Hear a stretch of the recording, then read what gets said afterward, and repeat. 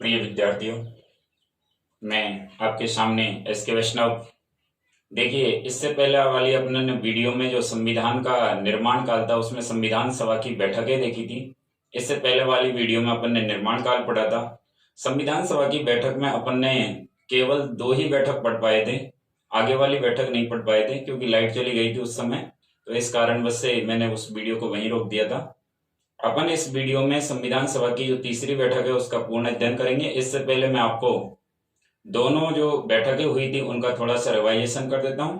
अगर आपको हमारी वीडियो अच्छी लगे तो आप हमारे चैनल को लाइक एवं सब्सक्राइब करें। देखिए, संविधान सभा की जो अपन ने पहली बैठक देखी थी, वो संविधान सभा की पहली बैठक 9 दिसंबर 1946 ईस्वी को सोमवार को आयोजित हुई थी। यह बैठक दिल्ली के संसद भवन के जो केंद्रीय कक्ष में आयोजित हुई थी। देखिए, भारत में स्वतंत्रता से पहले जो संसद भवन था उसको हम कौंसिल चैम्बर कहते थे। आपको पता ये भी होना चाहिए कि जो संसद भवन है उसको स्वतंत्रता से पहले कौंसिल चैम्बर कहा जाता था। आज वर्तमान में उसे संसद भवन कहते हैं, जिसके बारे में अपन इतिहास की कई जानकारियां लेंगे कि इसका निर्माण किस प्रकार से हुआ, इसमें किस पत्थर का प्रयोग किया गया था। अपन ने देखा संविधान सभा की जो पहली बैठक हुई थी उसके जो अस्थायी अध्यक्ष बनाए गए थे वो डॉक्टर सच्चिदानंद सिन्हा को बनाया गया था। और डॉक्टर सच्चिदानंद सिन्हा बिहार राज्य के थे। कहां के रहने वाले थे?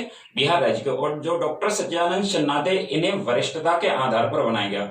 आपसे कभी प्रश्न इस प्रकार से भी एग्जामों में जाता है कि वरिष्ठता का सिद्धांत कहां से लिया गया है, तो अपन को इसका आंसर करना है फ्रांस देश से वरिष्ठता का सिद्धांत ग्रहण किया गया है, जिसको डॉक्टर सच्चिदानंद सिन्हा को अस्थायी अध्यक्ष बनाया गया। आपसे कभी कभी प्रश्न यहां से भी आ जाता है कि इस डॉक्टर सच्चिदानंद सिन्हा का जो नाम प्रस्तावित करने वाले थे वो कौन थे? तो डॉक्टर सच्चिदानंद सिन्हा का नाम प्रस्तावित करने वाले अपन ने देखा था कि जेवी कृपलानी थे, और उनका पूरा नाम था जीवंत राम भगवान दास कृपलानी थे। थोड़ा यहाँ से एक बहुत अच्छा प्रश्न आता है कि ये जेबी कृपलानी उस समय क्या थे? तो अपन को उस समय याद रखना है कि जेबी कृपलानी जब हम स्वतंत्र हुए थे उस समय ये कांग्रेस पार्टी के अध्यक्ष थे। कौन? जेबी कृपलानी। तो आपको ये भी पता होना चाहिए कि भारत जब स्वतंत्र हुआ था तो कांग्रेस पार्टी के अध्यक्ष कौन थे? तो जीवंत राम भगवान दास कृपलानी उस समय कांग्रेस पार्टी के क्या थे? अध्यक्ष थे। लेकिन यहाँ से एक प्रश्न दूसरा पुटअप हो जाता है, वो आपको कंफ्यूज कर सकता है कि स्वतंत्रता के समय जो कांग्रेस का विशेष अधिवेशन बुलाया गया था उस विशेष अधिवेशन की अध्यक्षता किसने की थी? तो अपन को करना है उत्तर डॉक्टर राजेंद्र प्रसाद ने की थी। और डॉक्टर राजेंद्र प्रसाद का संबंधी कौन से राज्य से था? बिहार राज्य से।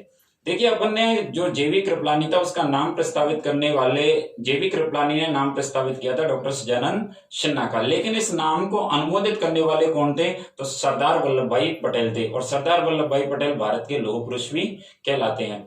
आपने देखा था कि संविधान सभा की जो पहली बैठक हुई थी उसमें एकमात्र रियासत ऐसी थी हैदराबाद, जिसके कोई प्रतिनिधि ने क्या नहीं लिया था? भाग नहीं लिया था। और मुस्लिम लीग ने इस बैठक का क्या कर दिया था? बहिष्कार कर दिया था। और मुस्लिम लीग ने सबसे पहले पाकिस्तान की क्या रखी थी? मांग रखी थी। यहां से भी प्रश्न कुछ उल्टे सुलटे आ जाते हैं। आपसे प्रश्न आता है कि पाकिस्तान की सर्वप्रथम मांग कब रखी गई? तो अपन को उत्तर करना था 1940 ईस्वी में रखी गई। और पाकिस्तान की सर्वप्रथम किस बैठक में मांग रखी गई? तो प्रथम बैठक में रखी। और इस मुस्लिम लीग का जो अध्यक्ष था वो कौन था? मोहम्मद अली जिन्ना था। यहां तक अपन ने पहली बैठक की जानकारी ली थी जो मैंने आपको संक्षिप्त में समझाई। जो दूसरी बैठक हुई थी वो 11 दिसंबर 1946 ईस्वी को हुई थी। और दूसरी बैठक में डॉक्टर राजेंद्र प्रसाद को संविधान सभा का क्या बना दिया था? स्थायी अध्यक्ष बना दिया था। और इसमें उपाध्यक्ष बनाया था H.C. मुखर्जी को। और मैंने आपको बताया था कि संविधान का जो अपन ने निर्माण पढ़ रहे थे संविधान सभा का, H.C. मुखर्जी अल्पसंख्यक समुदाय का नेतृत्व करने वाले भी थे, जिन्हें संविधान सभा की दूसरी बैठक में उपाध्यक्ष चुना गया था। आपको यह भी पता होना चाहिए कि जो संविधान परामर्श समिति के जो अध्यक्ष बनाए गए थे वो B.N. राव को बनाया गया था। और संविधान का जो प्रारूप तैयार किया था वो B.N. राव ने तैयार किया था। यहाँ पर थोड़ा सा विशेष इसको याद रखेंगे कि संविधान का प्रारूप किसने तैयार किया था? तो अपन को याद रखना है B.N. राव ने तैयार किया। लेकिन इस प्रारूप समिति पर बहस के लिए प्रारूप समिति का जो अध्यक्ष बनाया गया था वो डॉक्टर भीमराव अंबेडकर को बनाया गया था। तो आपसे कभी प्रश्न आ जाता है कि प्रारूप समिति का अध्यक्ष कौन था? तो डॉक्टर भीमराव अंबेडकर था। यहां तक अपन ने इस लाइन को थोड़ा सा देखा था। आज अपन के चलने वाली है और वो चलेगी संविधान सभा की तीसरी बैठक। तो देखिए, संविधान सभा की तीसरी बैठक संविधान सभा की जो तीसरी बैठक हुई थी वो हुई थी 13 दिसंबर 1946 ईस्वी को हुई थी। इस बैठक में जो पंडित जवाहरलाल नेहरू थे, पंडित जवाहरलाल नेहरू, ये पंडित जवाहरलाल नेहरू ने एक प्रस्ताव रखा था, और वो प्रस्ताव रखा था, कौन सा प्रस्ताव? उद्देश्य प्रस्ताव रखा था। और यह हमारी पिछले एग्जाम में भी प्रश्न आया था कि उद्देश्य प्रस्ताव कितने तारीख को रखा था? वो ही 13 दिसंबर 1946 ईस्वी को रखा था। किन्होंने रखा था? पंडित जवाहरलाल नेहरू ने उद्देश्य प्रस्ताव रखा। इस उद्देश्य प्रस्ताव पर कितने दिन बहस चली? 8 दिन क्या चली? बहस चली। थोड़ा विशेष ध्यानपूर्वक याद रखना है। 8 दिन की बहस के बाद यह कब स्वीकार किया गया, ये विशेषकर लाइनें। और इस उद्देश्य प्रस्ताव को जो स्वीकार किया गया वो किया गया था 22 जनवरी 1947 ईस्वी को स्वीकार किया गया। यहां पर ऐसा नहीं जोड़ना आपको कि 13 दिसंबर से आप कितने दिन जोड़ने लग जाए, 8 दिन, गलत हो जाएगा। आपसे प्रश्न आता है कि उद्देश्य प्रस्ताव कितने तारीख को स्वीकार किया गया था, तो आपको 22 जनवरी 1947 ईस्वी को क्या स्वीकार किया गया था? उद्देश्य प्रस्ताव। और यही उद्देश्य प्रस्ताव आगे जाकर संविधान की क्या बना था? प्रस्तावना बना था। क्या बना था? प्रस्तावना। तो आपको विशेषकर याद रखना है कि यही उद्देश्य प्रस्ताव संविधान की क्या बना था? प्रस्तावना। और इस पंडित जवाहरलाल नेहरू ने इसी प्रस्तावना को संविधान की क्या कहा था? आत्मा कहा था। संविधान की आत्मा। यहां पर मैं आपसे कुछ चर्चा करूंगा थोड़ा सा कि संविधान की आत्मा पंडित जवाहरलाल नेहरू ने प्रस्तावना को कहा, लेकिन डॉक्टर भीमराव अंबेडकर ने अनुच्छेद 32 को क्या कहा था? संविधान की आत्मा कहा था। क्या कहा था? आत्मा कहा। और नीति निर्देशक तत्व को ग्रेनविल ऑस्टिन ने संविधान की क्या कहा था? आत्मा। तो ये आत्मा से संबंधित जो अपन के आगे आने वाली वीडियो है वहां पर इन आत्माओं से संबंधित प्रश्न भी पूछे जाते हैं। तो एक बार फिर से सुन लीजिए। पंडित जवाहरलाल नेहरू ने प्रस्तावना को संविधान की क्या कहा? आत्मा। और डॉक्टर भीमराव अंबेडकर ने अनुच्छेद 32 को संविधान की क्या कहा था? आत्मा। और नीति निर्देशक तत्वों को किसने? ग्रेनविल ऑस्टिन ने संविधान की क्या कहा था? आत्मा कहा था। देखिए, ये प्रस्तावना जो थी ये प्रारंभ में संविधान का भाग नहीं था। संविधान का भाग नहीं, ये प्रारंभ में संविधान का भाग नहीं था। कौन नहीं था संविधान का भाग?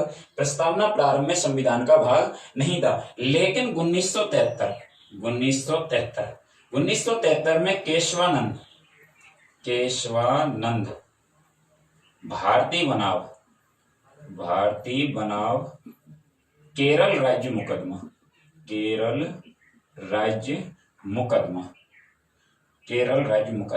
1973 के केशवानंद भारती बनाव केरल राज्य मुकदमे के तहत इस प्रस्तावना को संविधान का क्या माना गया? भाग माना गया। क्या माना गया? भाग माना गया। तो एक लाइन यहां पर विशेषकर याद रखनी है कि प्रस्तावना प्रारंभ में संविधान का क्या नहीं था? भाग नहीं था। इसे भाग कब माना गया था? तो 1973 के केशवानंद भारती बनाम केरल राज्य मुकदमे के तहत प्रस्तावना को संविधान का क्या माना गया था? भाग माना गया।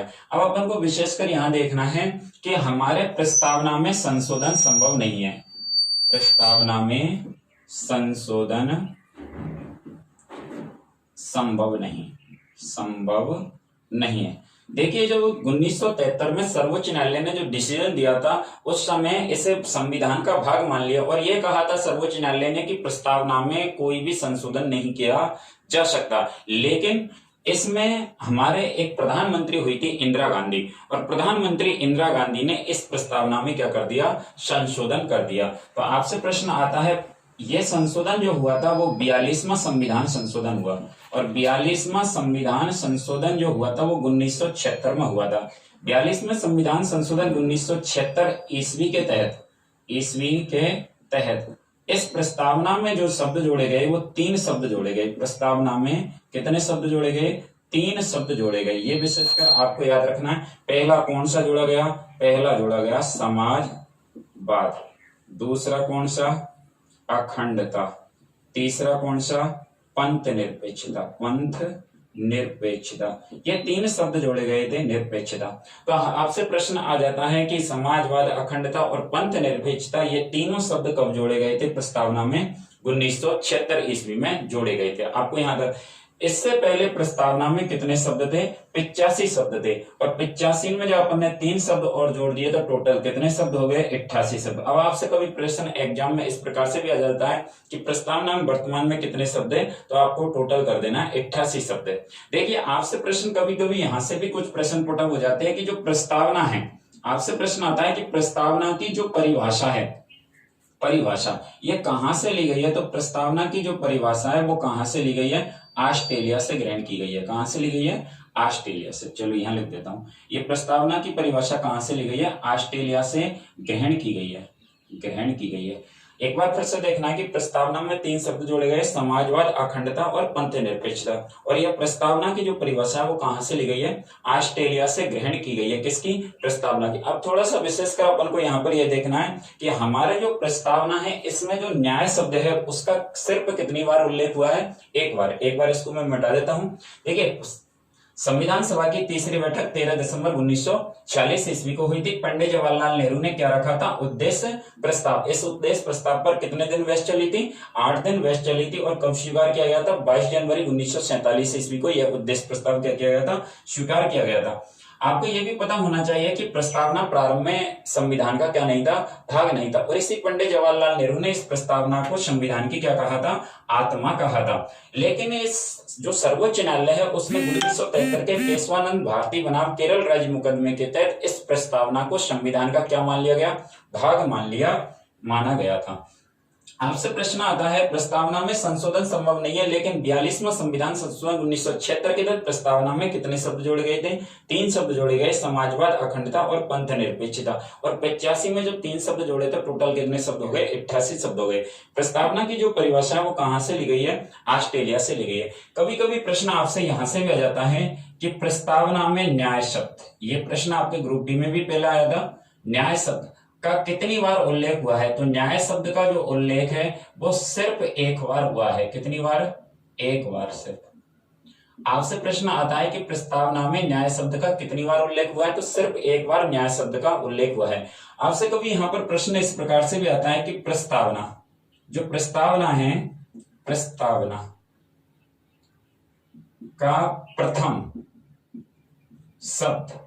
शब्द भी आ जाता है। कभी आपसे प्रश्न आ जाए तो वाक्य भी आ जाता है। ज्यादातर किताबों में अपन को शब्द मिलता है, लेकिन होता वो क्या है? वाक्य। आपसे प्रश्न आता है प्रस्तावना का प्रथम शब्द क्या है? तो प्रस्तावना का जो प्रथम शब्द है वो है हम भारत के लोग। हम भारत के लोग। इसे अगर अपन इंग्लिश में, क्योंकि हमारा संविधान इंग्लिश में लिखा हुआ है, इसलिए इसे कह देते हैं वी आर द पीपुल्स।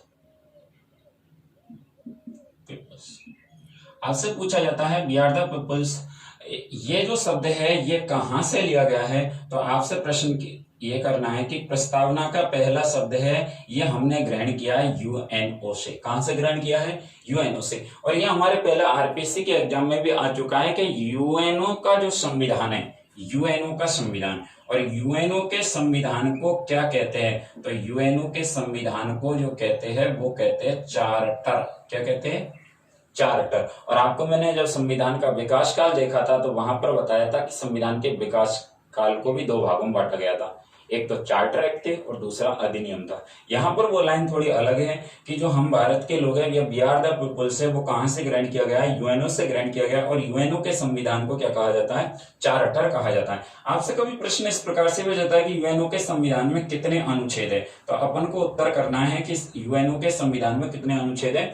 111 अनुच्छेद है। कितने अनुच्छेद है? 111 अनुच्छेद। कभी कभी अपन के प्रश्न आ जाता है कि इसमें अध्याय कितने हैं, और ये कितने हैं? 19। जो आपके पहले आर्मी वाली में भी ये प्रश्न आ चुका है, आर्मी के एग्जाम में।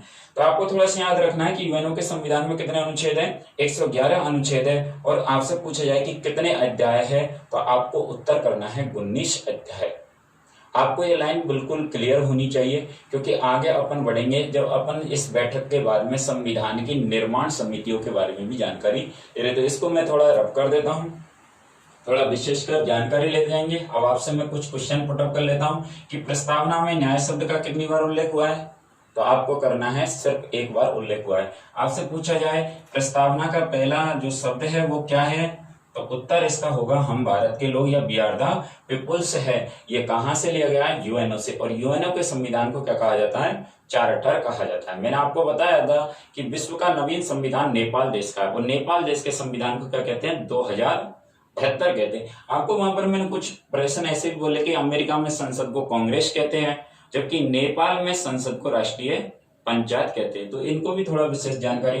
प्रस्तावना में संशोधन संभव नहीं है, लेकिन 42वां संविधान संशोधन 1976 के तहत अभी तक सिर्फ एक बार क्या किया गया है, संशोधन। और कितने शब्द जोड़े गए थे, 3 शब्द। आपसे कभी आ जाता है कि प्रस्तावना की जो परिभाषा वो कहां से ली गई है, तो अपन को करना है ऑस्ट्रेलिया से क्या ली गई है, तो प्रस्तावना की क्या ग्रहण की गई है, परिभाषा ग्रहण की गई है। तो अपन को यहां तक ये अपन को विशेष क्या लेनी थी, जानकारी लेनी थी।